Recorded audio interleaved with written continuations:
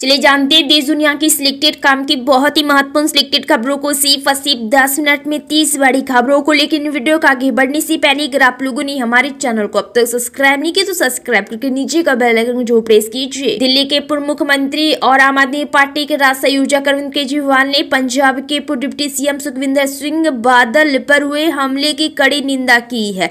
अरविंद केजरीवाल ने कहा है कि आज पंजाब में एक दिल दहला देने वाली दुर्घटना घटी। सुखविंदर सिंह बादल पर निशाना साधते हुए हमला गंभीर मसला है और उन्होंने इसी के साथ ये भी कहा है कि राज्य में आम आदमी पार्टी की सरकार की शासन को बदनाम करने की यह बहुत बड़ी साजिश है। बाढ़ से अस्त व्यस्त हो चुके केरल के वायनाड को उभारने के लिए प्रियंका गांधी लगातार सक्रिय है और वायनाड की स्पेशल पैकेज की मांग को लेकर संसद में गृह मंत्री अमित शाह से प्रियंका गांधी ने मुलाकात की है और इस मुलाकात के दौरान 21 और सांसद मौजूद थे। प्रियंका ने अमित शाह से वायनाड के लिए 2221 करोड़ का रिलीफ फंड जारी करने की मांग की है। राहुल गांधी आज जब दिल्ली से संभल के लिए निकले थे तो उनका काफिला दिल्ली यूपी बॉर्डर पर रोक लिया गया और इस दौरान भारी संख्या में आसपास के लोग राहुल गांधी का समर्थन करने के लिए गाजीपुर बॉर्डर पहुंच गए। आम आदमी पार्टी सांसद राघव चड्ढा ने हवाई यात्रा महंगा होने का मामला संसद में उठाया है। उन्होंने कहा है कि केंद्र सरकार ने आम लोगों को भी हवाई यात्रा कराने लायक सिस्टम बनाने का दावा किया था, लेकिन हवाई टिकटों की महंगाई से आम आदमी अब प्लेन छोड़कर ट्रेन से यात्रा करने में सफर करने के लिए मजबूर हो गया है। कांग्रेस अध्यक्ष मल्लिकार्जुन खड़गे ने लोकसभा में नेता प्रतिपक्ष राहुल गांधी को संभल जाने से रोके जाने के बाद भारतीय जनता पार्टी भाजपा पर निशाना साधा और आरोप लगाया है कि विभाजनकारी एजेंडे से संविधान की धज्जियां उड़ाई जा रही है और उपासना स्थल कानून को तार तार कर दिया गया है। दिल्ली के पूर्व मुख्यमंत्री अरविंद केजरीवाल ने विधानसभा में दिल्ली की कानून व्यवस्था का मुद्दा उठाया। उन्होंने कहा है कि दिल्ली की कानून व्यवस्था बदतर हो चुकी है। दिल्ली पर अपराधियों का कब्जा है। यहाँ जगह जगह पर नशा बिक रहा है, सरेआम मर्डर हो रहे हैं, सरेआम शूट आउट हो रहे हैं, महिलाओं से दुष्कर्म हो रहे हैं। भाजपा इस पर चुप है। जब इसे पूछा जाए तो कहते हैं कि क्राइम मुद्दा ही नहीं है।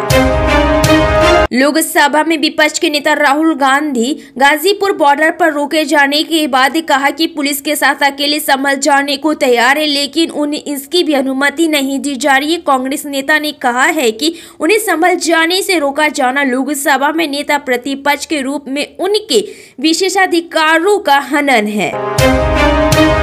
देश की राजधानी दिल्ली में अगले साल होने वाले विधानसभा चुनाव की तैयारियां शुरू हो चुकी। सत्ताधारी आम आदमी पार्टी आप के साथ साथ दूसरे दल भी पूरी तरह से कमर कस चुके हैं। झारखंड विधानसभा चुनाव के नतीजों सत्ताधारी गठबंधन जेएमएम कांग्रेस के पक्ष में आए और एक बार फिर से राज्य में हेमंत सोरेन के नेतृत्व में नई सरकार बनने जा रही है। इसी बीच बड़ी खबर यह है कि झारखंड में हेमंत सोरेन सरकार का आज विस्तार होगा।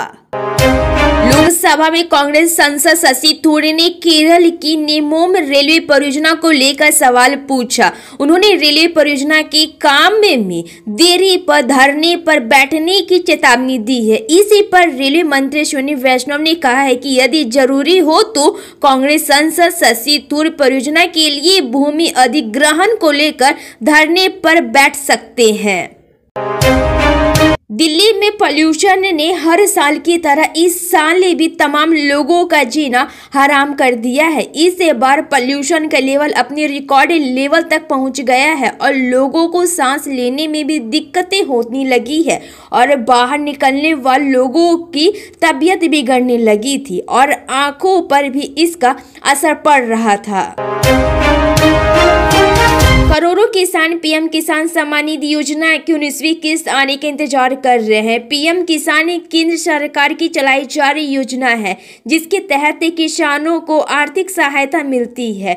इसके तहत पात्र किसानों को हर साल 6,000 रुपये 3 बराबर किस्तों में दिए जाते हैं। यह अमाउंट सीधे किसानों के बैंक खाते में जमा किए जाते। 19वीं किस्त 5 अक्टूबर 2024 को जारी की गई थी और अब सभी की नजरें 19वीं किस्त पर है।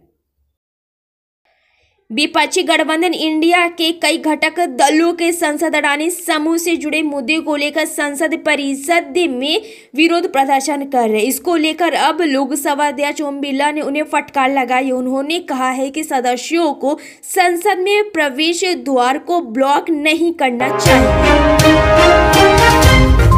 भारतीय जनता पार्टी भाजपा ने अधिकारियों को पूर्व सूचना दिए बिना उत्तर प्रदेश के संभल जाने की कोशिश करने के लिए राहुल गांधी की आलोचना की और दावा किया कि कांग्रेस और समाजवादी पार्टी के बीच अल्पसंख्यक समुदाय के वोटों के लिए हो रही प्रतिस्पर्धा के तहत नेता प्रतिपक्ष ने यह कदम उठाया।